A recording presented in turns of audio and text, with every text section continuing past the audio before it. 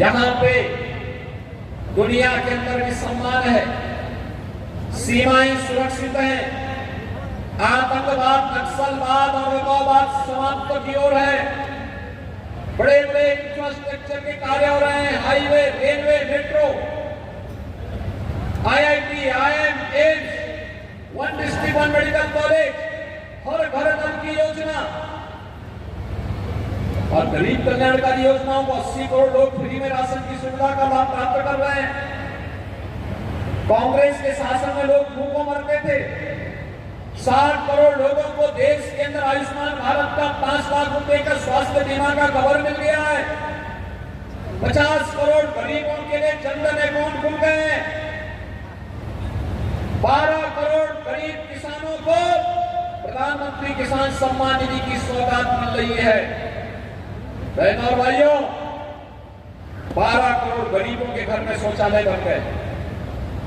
10 करोड़ गरीब महिलाओं को महिला स्वयंसेवी समूह के माध्यम से आर्थिक स्वावलंबन की ओर अग्रसर किया गया और 10 करोड़ परिवारों को उज्ज्वला योजना का फ्री में रसोई गैस का सिलेंडर भी प्राप्त हुआ है। 4 करोड़ गरीबों के लिए मकान बने। ले जाने की बजाय अव्यवस्था, अराजकता, जातिवाद, भाषावाद, क्षेत्रवाद, आतंकवाद, नक्सलवाद इधर धकेल दिया, भ्रष्टाचार की ओर धकेल दिया, अराजकता पैदा कर दी। जानबूझ करके देश के संविधान में ऐसे ऐसे प्रावधान करने के प्रयास किए गए जो बाबा साहब भीमराव अम्बेडकर को भी अपमानित कर रहे थे। और बहनों और भाइयों, जो देश के अंदर आतंकवाद और उग्रवाद को भी बढ़ावा दे रहे थे, उसी में एक प्रावधान उन्होंने जोड़ा था धारा 370 का।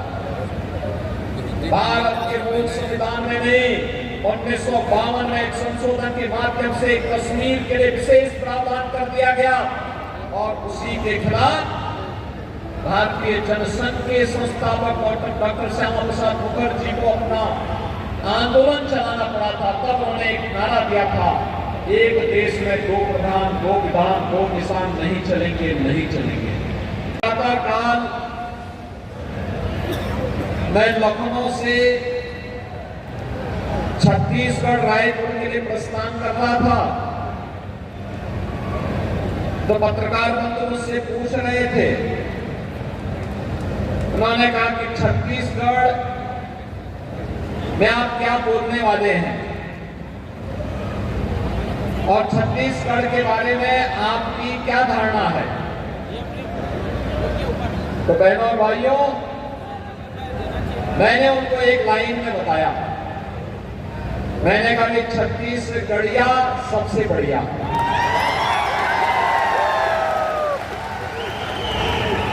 उन्होंने कहा कैसे? मैंने कहा बताओ कौन ऐसा व्यक्ति होगा जिसको ननिहाल अच्छा नहीं लगता होगा। प्रभु श्री रामलला अयोध्या धाम में फिर से विराजमान हुए हैं। रामलला के 500 वर्षों के विराजमान होने के फलस्वरूप उत्तर प्रदेश और देश में जितना उत्साह उमंग है, उससे ज्यादा उत्साह उमंग मुझे छत्तीसगढ़ में देखने को मिला। क्योंकि ननिहाल में पहले खुशहाली होती है और जब रायपुर में श्री राम मंदिर बन रहा था तब भी मैं वहां आया था और तब भी एक ही संकल्प था। जब उस समय के मुख्यमंत्री डॉक्टर रमन सिंह जी से मैंने पूछा, मैंने कहा रामलला का मंदिर आपने पहले यहाँ बना दिया? उन्होंने कहा आपने पहले बना दिया। तो मैंने कहा देखो, अब ये बात साबित होती है कि अगले 3 वर्ष के अंदर अयोध्या में भी रामलला का मंदिर बनेगा। और बहनों भाइयों, भव्य मंदिर का निर्माण भी हो गया। क्या ये काम कांग्रेस कर पाती? क्या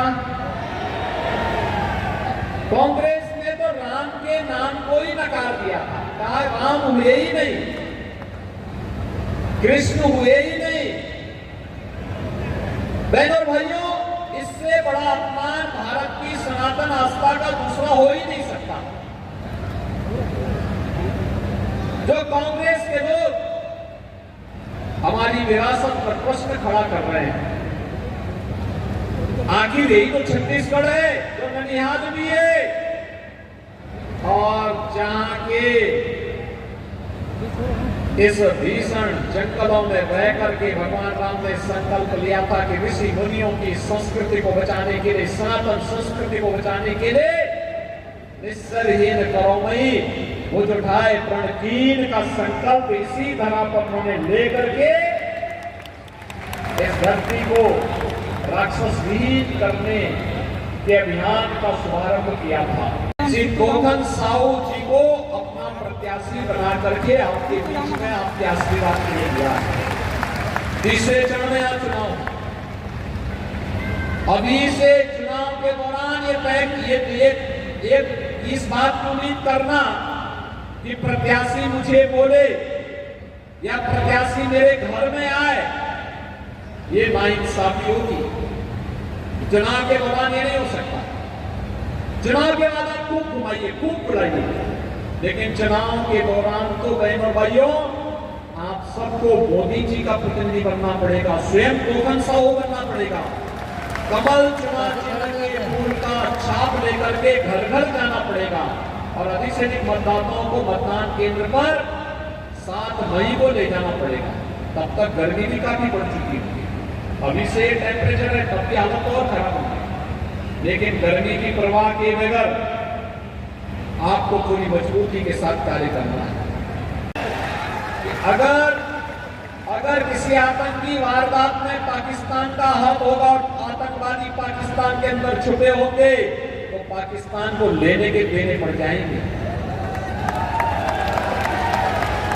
भय बिनु हो ही ना प्रीति, ये जो प्रीति है बिना भय के नहीं है। और इसलिए बहनों और भाइयों आपने देखा होगा 1947 में पाकिस्तान बड़े ठसक के साथ बना था, भारत का विभाजन करके पाकिस्तान बना था। जितनी जनसंख्या थी उससे ज्यादा भूभाग मिला। गृह मंत्री बने, कश्मीर की धारा 370 समाप्त हुई और आज कश्मीर विकास और लोकतंत्र की मुख्य धारा के साथ जुड़ करके एक भारत श्रेष्ठ भारत का हिस्सा बना हुआ। बहनों और भाइयों, कश्मीर में धारा 370 का हटना आतंकवाद की ताबूत में अंतिम कील है। स्मृतियां छुपी हुई है और कांग्रेस के लोग कहते हैं राम हुए ही नहीं, और जब अयोध्या में राम मंदिर बन गया तब कांग्रेस के लोग कहते हैं कि राम तो सबके हैं। बहनों और भाइयों, ये कांग्रेस का दोहरा चरित्र है, इसको समझने की आवश्यकता है। कांग्रेस को कोई भी कार्य अच्छा नहीं लगता और जब भी कोई जिम्मेदारी दी जाती है कांग्रेस उसको किस तरीके से अव्यवस्था अराजकता का शिकार बना देता है। यह देश आजाद हुआ 1947 में, का निर्माण नहीं है। क्या कांग्रेस से काम कर पाती? क्या कांग्रेस से करती? क्या 3 तलाक की कुप्रथा को कांग्रेस समाप्त करती? क्या आतंकवाद और नक्सलवाद के खिलाफ क्या कांग्रेस के लोग लड़ पाएंगे? क्या अयोध्या में राम मंदिर का निर्माण क्या कांग्रेस के लोग कर पाते? क्या एक गरीबों को राशन क्या कांग्रेस दे पाती? क्या बहनों और भाइयों, कांग्रेस का पेट तो इतना बड़ा है वो कभी भरने वाला नहीं है। और सही सरकार तो सही निर्णय, जब वोट गलत जगह जाता है तो गलत सरकार बनती है। घोटाले पे घोटाले होते हैं, कहीं शराब घोटाला,